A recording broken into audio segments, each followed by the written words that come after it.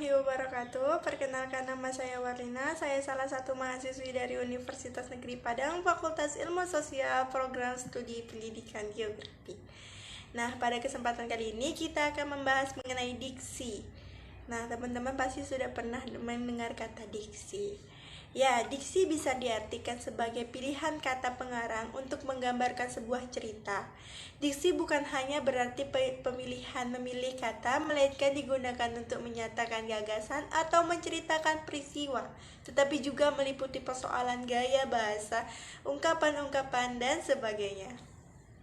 Agar dapat menghasilkan cerita yang menarik, memilih pilihan kata, makna diksi yang baik harus memiliki syarat sebagai berikut. Yang pertama, ketetapan dalam pemilihan kata dalam menyampaikan suatu gagasan. Yang kedua, seseorang mengarang harus mempunyai kemampuan untuk membedakan secara tepat nuansa-nuansa makna sesuai dengan gagasan yang ingin disampaikan dan kemampuan untuk menemukan bentuk yang sesuai dengan situasi dan nilai rasa bagi pembacanya.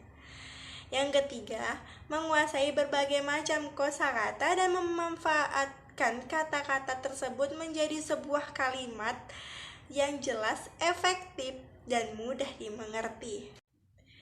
Setelah mengetahui syarat diksi, tentu kita juga harus mengetahui ciri-ciri diksi. Ada 3 ciri diksi. Yang pertama, tepat dalam pemilihan kata untuk dapat mengungkapkan gagasan-gagasan juga hal-hal yang diamanatkan. Yang kedua, dapat digunakan untuk dapat membedakan secara tepat nuansa makna serta bentuk yang sesuai dengan gagasan serta juga situasi serta nilai rasa pembacanya. Dan yang ketiga, menggunakan pembendaharaan kata yang dipunyai masyarakat bahasanya serta dapat menggerakkan dan juga memberdayakan kenyataan itu menjadi jaringan kata yang jelas. Ada 2 persyaratan yang harus dipenuhi dalam pemilihan kata, yaitu persyaratan ketetapan dan kesesuaian. Tepat artinya kata-kata yang dipilih itu dapat mengungkapkan dengan tepat apa yang ingin diungkapkan. Di samping itu, ungkapan itu juga harus dipahami pembaca dengan tepat. Artinya, tafsiran pembaca sama dengan apa yang dimaksud dengan penulis. Untuk memenuhi syarat ketetapan dan kesesuaian dalam pemilihan kata, perlu diperhatikan kaidah kelompok kata dan juga kaidah makna kata.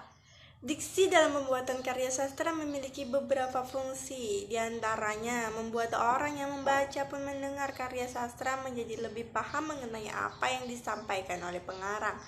Yang kedua, membuat komunikasi menjadi lebih efektif. Yang ketiga, melambangkan ekspresi yang ada dalam gagasan secara verbal dan tertulis ataupun tersuap.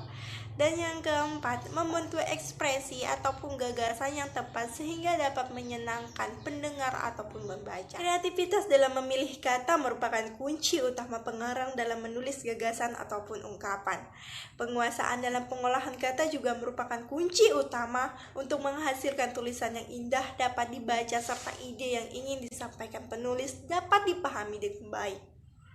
Kata yang tepat akan membantu seseorang mengungkapkan dengan tepat apa yang ingin disampaikannya, baik secara lisan maupun dengan tulisan. Pemilihan kata juga harus sesuai dengan situasi, kondisi, dan tempat penggunaan kata-kata itu.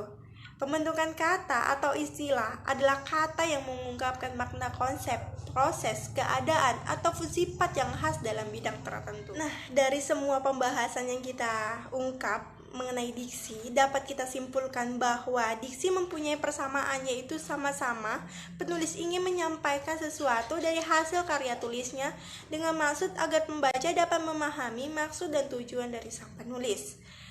Nah, itu saja yang bisa saya paparkan dari diksi. Lebih dan kurangnya saya mohon maaf. Saya pamit undur diri. Wassalamualaikum warahmatullahi wabarakatuh.